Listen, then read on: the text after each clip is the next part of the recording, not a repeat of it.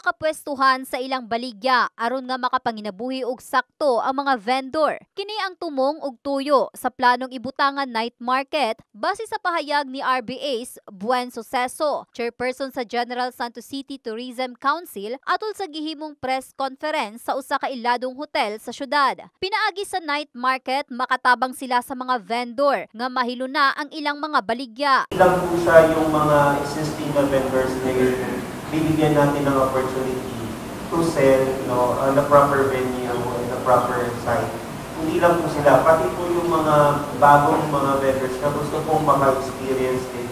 Gusto rin pong mag-try. Even mga students natin na mga entrepreneurs, mga young entrepreneurs na. Ang Gensan giilang nga ginapunduhan sa mga turista. Gikan sa kasigbit nga lugar, maayo sab kini aron matud nga aduna sila'y kalaagan ug magabii gawas sa mga malls. Matabangan sab ang syudad nga mas mapauswag pa ang dagan sa ekonomiya. Gani kung itandi sa panahon sa pandemya, makit-an nga adunay paglambo sa syudad gikan sa negatibo nga epekto niini sa matag lugar. Si Jollibee ug Hermine Hildo uyon sa maong plano, gumikan gawas sa makahatag sab kini og kabibo sa syudad ug magabii, makatabang sab kanila nga mga vendor nga walay tarong nga pwesto. Oo, kami lang pud nga nagatrabaho diri, mas maayo pud ni nga naa pud ni gud na at least dagan man tao pud diri nagaagi nga para naa pud sila kanang street food nga ginakaon na kilang pud ning unta. Tao nga dili pud taga diri nga pwede pud mulaag diri nga para makakaon sa mga baligya. Okay man, pero ang pangutana asa ibutang. Tupad nila, mas mayo eh. Mas okay man kung may night market. Kaya para magluwag ang dalan. Kaya kung dire lang, goot man din ang traffic, goot na kayo.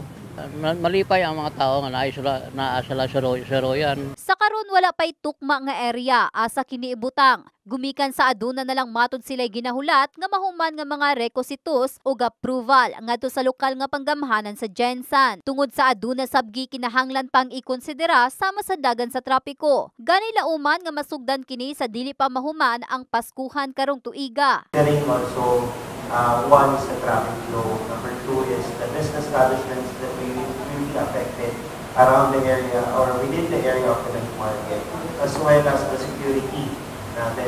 So, as of now, I cannot give you any confirmation on the areas that we are considering yet because wala pang finality talaga. As soon as may finality na po, the mayor is very hands-on on that. Ang last na bilin po niya sa akin bago po siya umalis for